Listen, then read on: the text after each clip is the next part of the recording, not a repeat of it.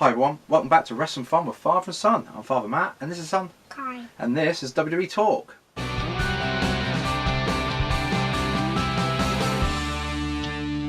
In Money in the Bank, in the next pay-per-view, we decided that we talk about Money in the Bank and a bit of the history in that.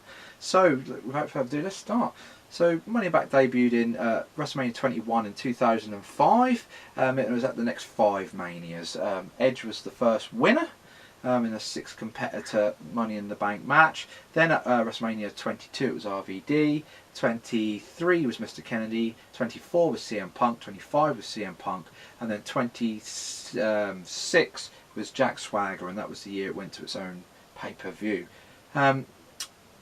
Sometimes they sort of dual brand it, sometimes it's dual championship, sometimes contract, sometimes it's WWE championship, but as we go through we'll so I'll highlight that. So like I say, in 2010 it made its debut. It was for the World Heavyweight and the WWE. The WWE was won by The Miz, and the World Heavyweight was won by Kane, who cashed it in that night. Then in the next year, in 2011, it went to 2 brands, Raw and SmackDown. Raw was won by Del Rio, and then the SmackDown was won by Daniel Bryan.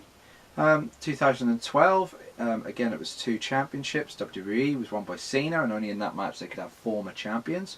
And then the World Heavyweight was won by Dolph Ziggler. Then in 2013, Randy Orton won the WWE, and then Damien Sandow won a contract for the World Heavyweight. They were contracted then.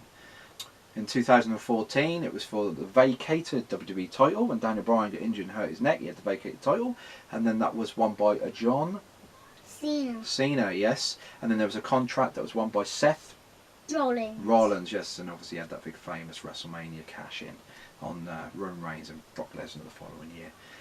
2015, again it was for a WWE contract, and that was won by Sheamus. In 2016, it was for, again, a WWE contract, and that was Dean Ambrose, who would go and cash in that night. It was Seth Rollins versus Roman Reigns. Seth Rollins won, and then Dean Ambrose cashed in, so all members of the Shield had the belt that night. 2017 it was a SmackDown only branded pay-per-view, won by Baron Corbin. Women's was won by Carmella, who had help from Ellsworth.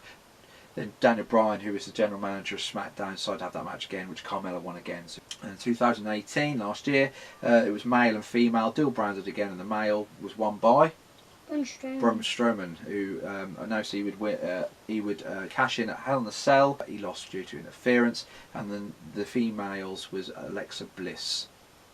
So a little bit of statistics. John Cena is the first person to fail to cash in because of a DQ finish. He won, but the title doesn't change on a DQ finish. Then Sandow was the first person to lose his actual match, again against Cena. And then Baron Corbin failed to cash in because of interference by John Cena when he went against Jinder Mahal. Other statistics: the most appearances are by Kane and Kofi Kingston at 7. CM Punk's won the most, 2, and in the women, Charlotte, Becky and Natalya had the most appearances. So yes, a little bit of history about Money in the Bank. Obviously, my favourite highlight from Money in the Bank is probably when John Cena was versus CM Punk. Obviously, CM Punk was going to leave the company, as he said, and he left with the title, and they had a nice little build-up. If only WWE did these sort of things now, the product would be better. What's your favourite thing about Money in the Bank? When Seth Rollins won the contract. Yes, when Seth Rollins won the contract, yeah, he did some high-flying spots. Obviously, the Money in the Bank is a ladder match. We've seen quite a few ladder matches now. It's getting harder to see new stuff. They try, but without doing anything really dangerous, we're not going to see anything new, I don't think. So it's very hard to keep them entertained, I think, during their matches, but we'll see. Obviously, the Money in the Bank contract is in a briefcase, isn't it? It's in a briefcase. Put the pictures up there of the briefcase. Normally they have to carry that around. It normally gets used as a weapon, gets dinted and that.